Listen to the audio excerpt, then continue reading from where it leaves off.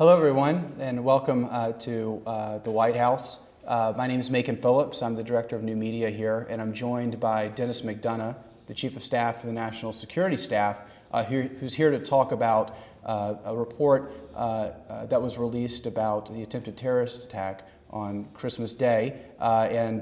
Before we hand it over to Dennis, I want to remind everyone you can actually learn more about that report and actually download the unclassified version at whitehouse.gov. There's a link to it from the homepage.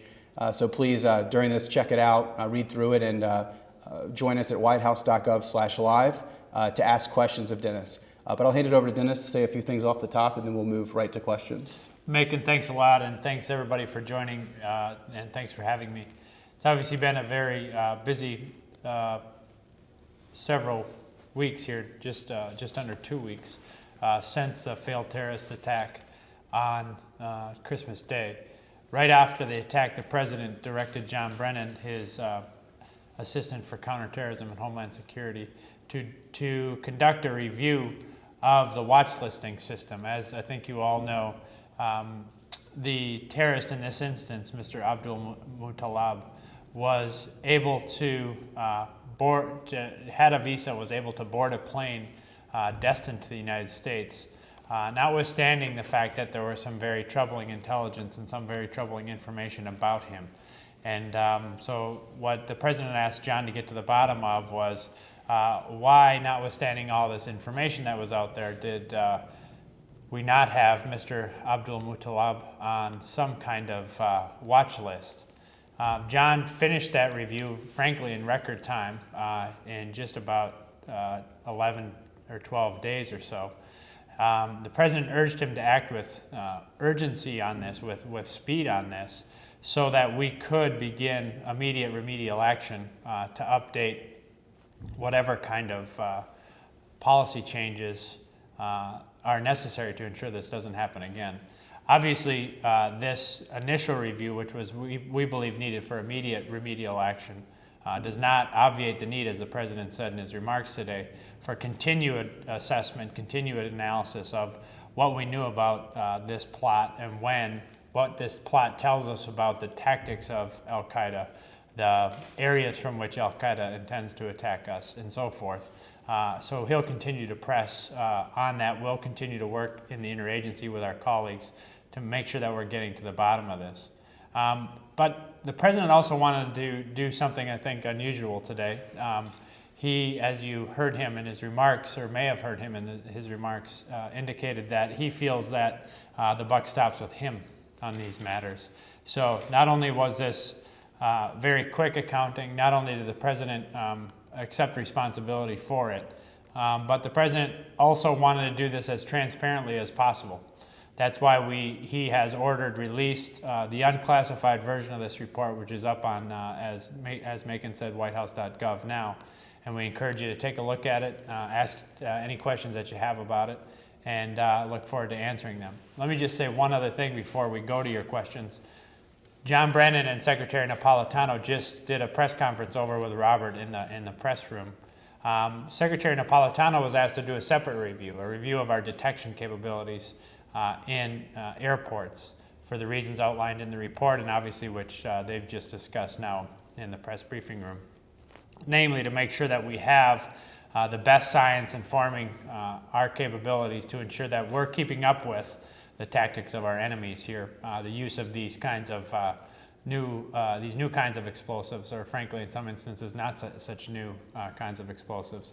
And she's updated on that. Her remarks are also going to be posted on whitehouse.gov in the very near term here, and I'll give you a sense of some of the immediate steps that she has directed to increase airline security over the course of these last several days. So, Megan, with that, I'll look forward to some questions. So we've gotten a pretty common question to kick things off about the report, again, that's posted at whitehouse.gov for those of you coming late to this. Again, we're taking questions through whitehouse.gov/live.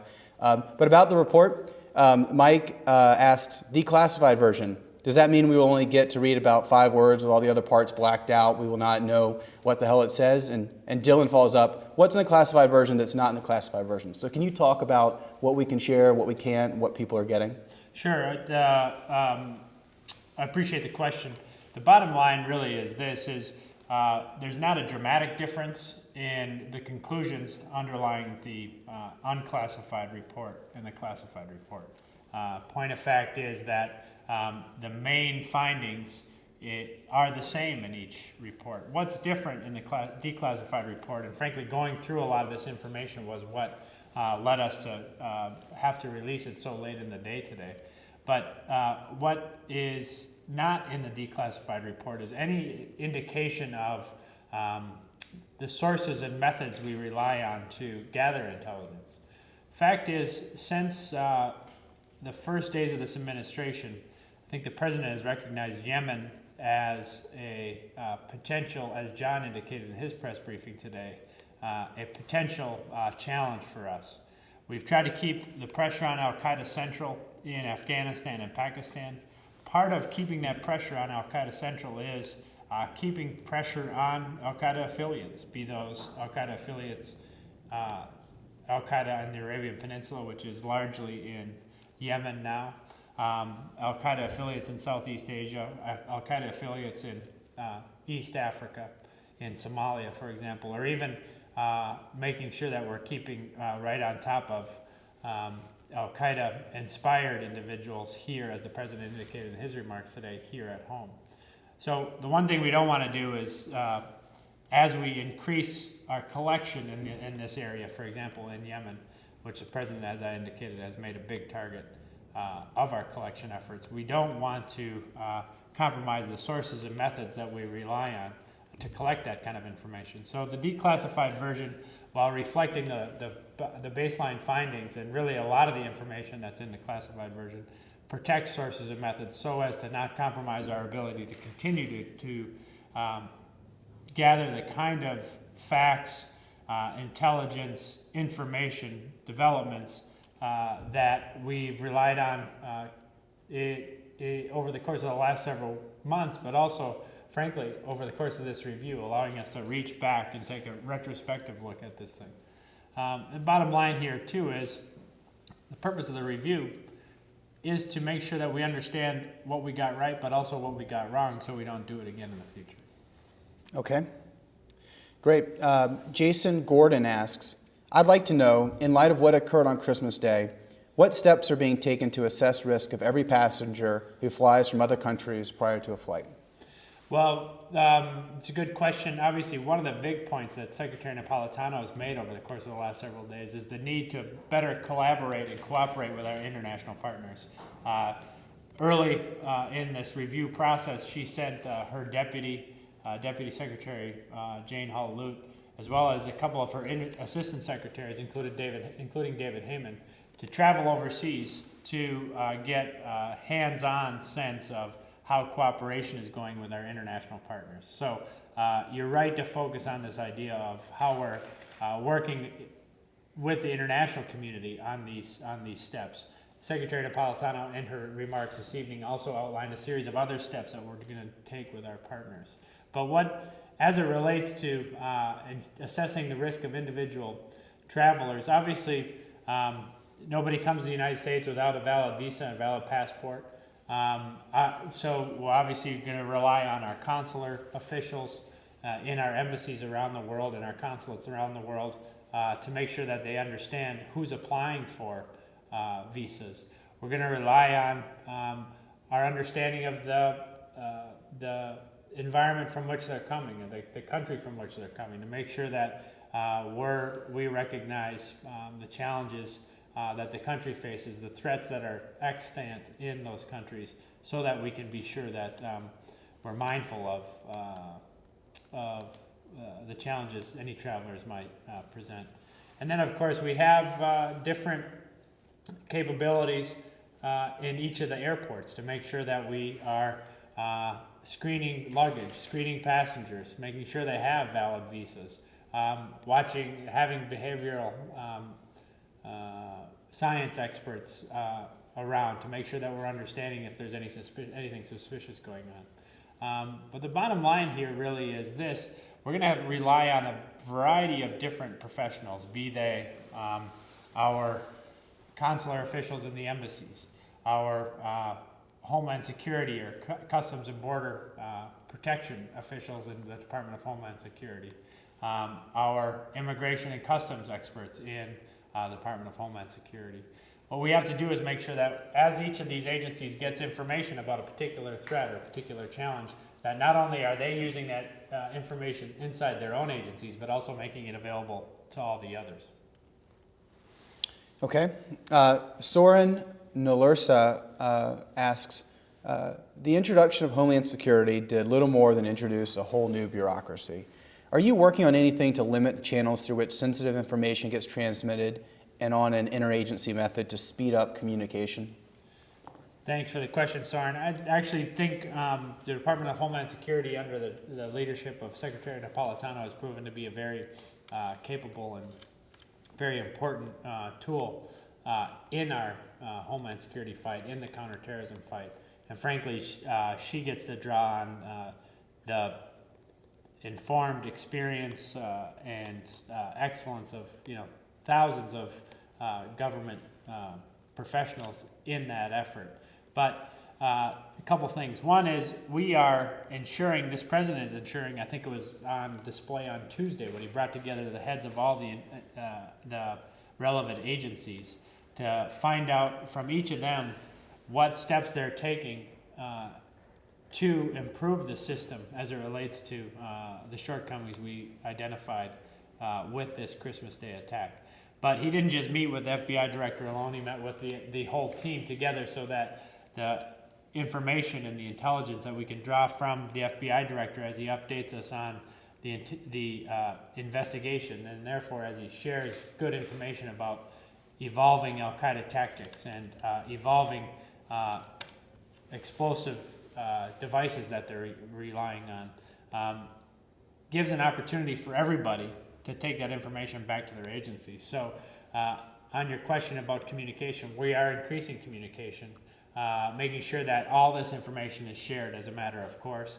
And we're obviously, that's true if we're meeting in the Situation Room, as the President does weekly with his National Security Counterterrorism team, or if people are scattered around the world, and that's by virtue of the secure networks that we rely on, which are maintained and worked out by our White House Communications Agency and by our National Security Council staff to make sure that we can have that kind of rapid and secure communication, whether the President's in Hawaii, or whether the President's back here right here at the White House. We're making sure that he's able to reach out and draw on the information, secure information from all of his relevant advisors and interagency players. Okay, so we have two questions that are related. Take a little bit bigger picture. The first one comes from Alex Cordman, who says, I am studying counterterrorism in college. Hope everyone that needs to understand does, in fact, understand within the intelligence community and government that the key point is that the fight is being brought to us and not vice versa, that we need to run around the world. We can't be in that many continents at the same time and sufficiently defend our own country here at home. The second question that's related comes from Roger Clem, who says, if we only work on a defensive strategy, then it really won't matter. Why try and catch a bullet when we can disarm the weapon before it's fired? So can you speak a little bit to those bigger issues? They're both fair questions, and I appreciate Alex and Roger taking the time to send them in. A couple things, and the President addressed that in his statement today, this idea that what we won't do is sit back and wait for more Al-Qaeda operatives to come to us. We're going to take the fight to Al-Qaeda. That was the motivating factor behind the President's decisions as it related to increasing our resources in Afghanistan. It's a motivating factor behind the President's interest in deepening the partnership and alliance with our Pakistani allies in Pakistan to ensure that we can take the fight, that the Pakistanis can take the fight to the extremists, Al-Qaeda affiliates, Al-Qaeda allies, and Al-Qaeda who threaten not only Pakistan, but frankly, threaten the United States as well. But it's not just a question about Afghanistan and Pakistan. We're seeing that as we keep the pressure on them in South Asia, they're trying to move out. So they're establishing affiliates in Yemen and in Somalia, and even making an effort to increase their presence in West Africa and obviously in Southeast Asia. But I think as you've seen over the course just of these last several weeks, we've dramatically increased our efforts in Yemen, where we're working very closely with the Yemeni government. We're increasing our investments in their training and their capacity. We're obviously dramatically increasing our intelligence collection there, as I referenced earlier. And same thing in Somalia. We're making sure that we have an opportunity to keep the pressure on al-Qaeda affiliates there, including al-Shabaab, so that they're not in a position to try to do the opposite to us. The bottom line is this, and I think the president was quite clear about it in his West Point speech just 6 weeks ago or so, when he outlined his new strategy on Afghanistan and Pakistan. He also underscored the need for continued vigilance in places, as he said in that speech, like Yemen and Somalia. He had underscored that in each of those places, we're going to make sure that al-Qaeda and its allies is met by a mixture of pressure from us and partnership with our allies as we continue to train, as we continue to increase investments in local forces to take that fight to al-Qaeda. I think Yemen is a perfect example of it. We're going to continue to do that, and I think this attack on Christmas Day underscores why it's so important that we do that. Okay.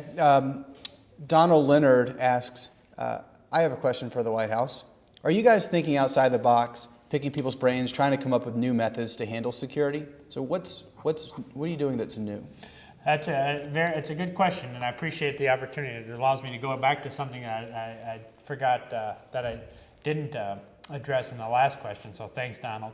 And that's this. I think the idea here that we need to stay on offense is clear, and we're doing that, as I said, in Afghanistan, in Yemen, in Somalia, in Pakistan, where we're working with our Pakistani partners. Frankly, in Southeast Asia, where senior al-Qaeda officials have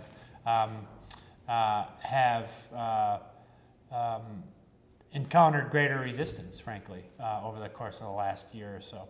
So we're going to stay on the offense. But the other thing we're not going to do, and I think you heard a little bit of this from the president in his statement today, is cede the ground either ideologically or in terms of communications to al-Qaeda.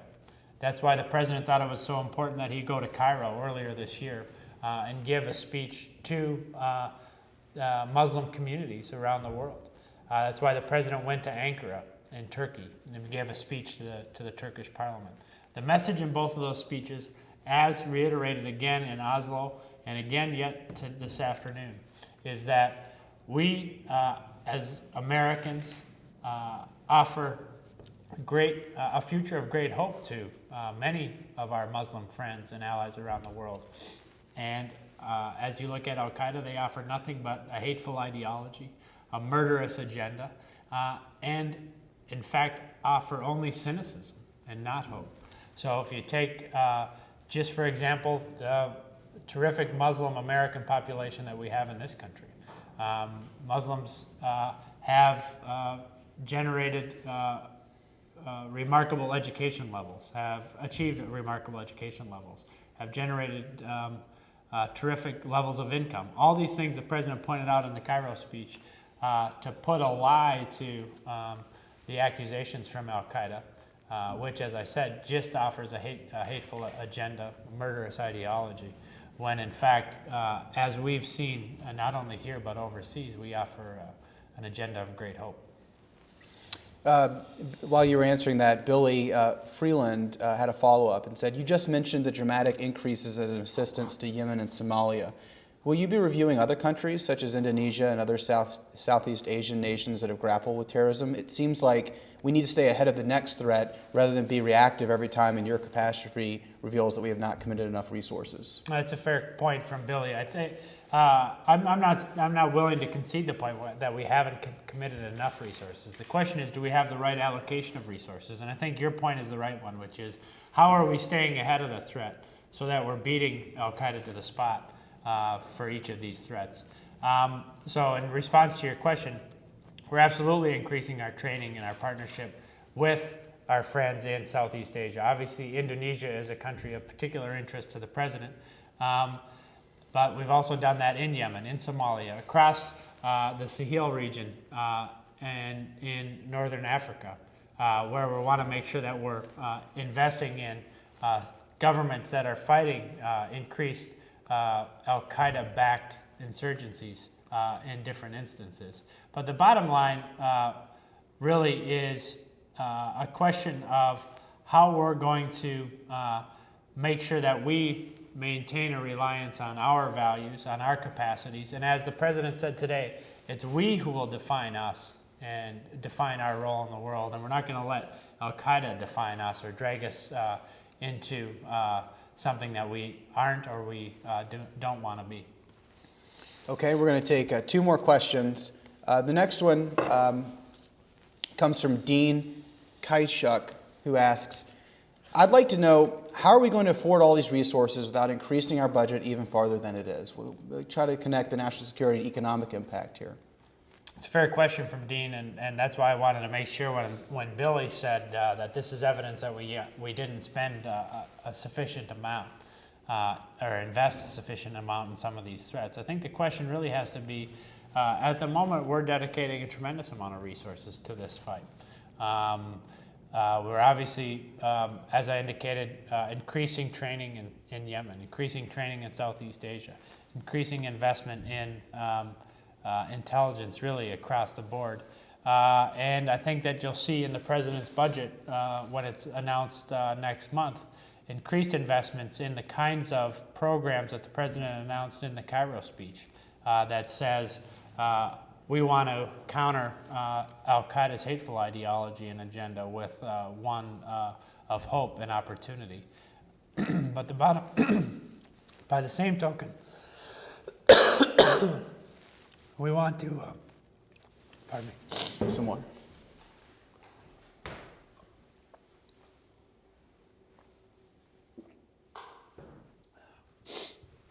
Sorry about that. We want to make sure that we're not over-investing while we have our challenges here at home, because obviously a strong economy, investments here at home and in jobs is part of our own national strength and our national security. Okay, so we got one last question, if your voice can hold up here, from Ruben, who says, do you think that this attempted attack has or will make our defenses stronger? I think that's the challenge, and that's the challenge the President laid out for us in the Situation Room earlier this week, which is how are we going to ensure that the lessons we've learned as we've dodged this bullet, as he said, how are we going to ensure that the lessons we learned here make us stronger, make us more resilient to fend off the next attack, make us more able and more ready to recognize new threats as they materialize. And so the bottom line is that's exactly the ethos the President is trying to communicate. It's up to us now to follow through, and let's see if we can do it. Okay, great. Well, thanks everyone for coming. I'm glad you could tune in. We'll make this video available on the website shortly, so you can watch it and share it with your friends. Again, the report for you to review is at whitehouse.gov, and stay tuned for more chats in the future. And have a good night. Thanks a lot, everybody.